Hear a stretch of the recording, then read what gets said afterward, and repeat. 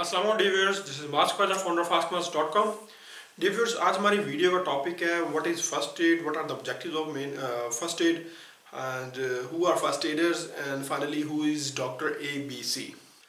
हाँ, तो सबसे पहले हम बात करते हैं कि फ़र्स्ट एड क्या है। अगर इसका मैं लफ्ज़ी मतलब करूँ तो फ़र्स्ट एड का मतलब है इब्तदाई तिब्बी इमदाद, यानी कि वो तिब्बी मदद जो किसी भी पेशेंट को या ज़ख्मी शख्स को मुहैया की जाए जब तक कि उसके पास कोई प्रोफेशनल मेडिकल ट्रीटमेंट ना पहुंच जाए या फिर वो शख्स हस्पताल ना मुंतकिल हो जाए, तो ये इब्तदाई तिब्बी इमदाद कहलाती है। अब हम बात करते हैं कि फर्स्ट एड का पर्पज़ क्या है, what is the main purpose and objective of the first aid. The main purpose and the main objective of the first aid is to sustain and preserve the health of that injured person and that patient, यानी कि जो patient जो injured person आपने देखा है, जो जिसकी आप हेल्प कर रही हैं, उसकी हेल्थ को मज़ीद डेटियोरेट या मज़ीद बिगड़ने से बचाया जाए और कोशिश किया जाए कि कम से कम नुकसान हो और वो जल्दी से जल्दी अस्पताल या फिर मेडिकल अटेंशन उसके पास पहुंच जाए। जो ट्रेंड पर्सन या फिर कोई भी ऐसा शख्स जो किसी ज़ख्मी या किसी पेशेंट की हेल्प करे, उसको मेडिकल अटेंशन प्रोवाइड करे इनिशियल, वो फर्स्ट एडर कहलाता है। यानी कोई भी आपके ज़ख्मों पे पट्टी करे, अस्पताल जाने से पहले जो आपकी हेल्प करेगा वो फर्स्ट एडर आ जाएगा।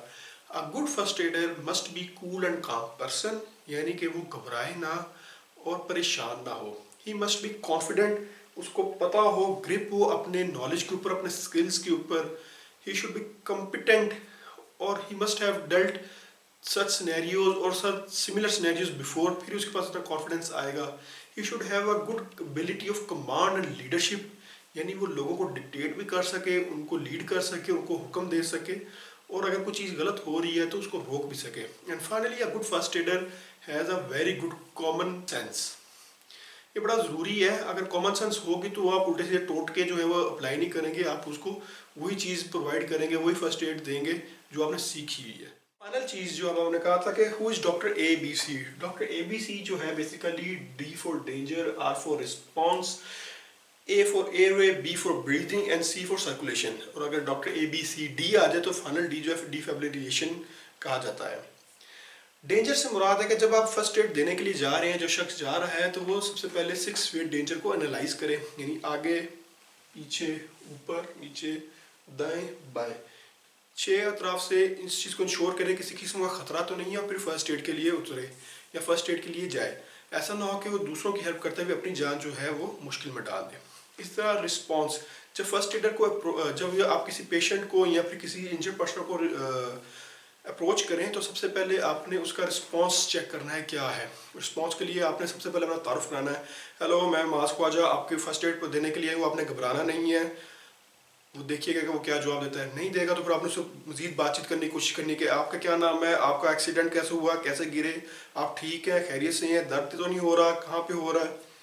अगेन उसका रिस्पॉन्स ना आए तो फिर आपने उसके कंधों को, शोल्डर्स को हिलाना है, सर को हिलाना है, ये लोब्स को ऐसे पिंच करना है, थोड़ी सी पेन उसको ना डिलीवर करनी है।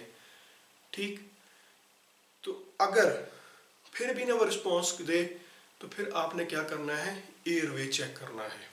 एयरवे मीन्स, इसके लिए मैं आपको थोड़ा सा प्रैक्टिकल कराता हूँ। आप सांस लें, सर को पूरा नीचे करके 2 मरतबा ऐसे,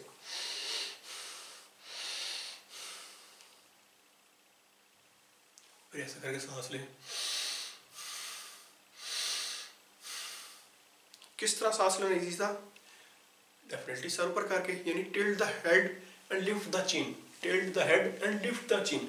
आपने उसके हेड को पीछे की तरफ करना और थोड़ी चिन को लिफ्ट करना है। ऐसा ना हो कि उसका एयरवे ब्लॉक हुआ, उसको सांस ना आ रहा हो सही तरीके से, ज़ुबान जो है रोल होकर अंदर गिर जाती है। तो बाज़ औक़ात अमवात इस वजह से हो जाती हैं, हादसे से लोग बच जाते हैं लेकिन उनकी ज़ुबान रोल होकर पीछे चली जाती है और उनका सांस बंद हो जाता है, उससे भी मौत हो जाती है। एयरवे क्लियर करना, देन आपने ब्रीदिंग चेक करनी है उस शख्स की।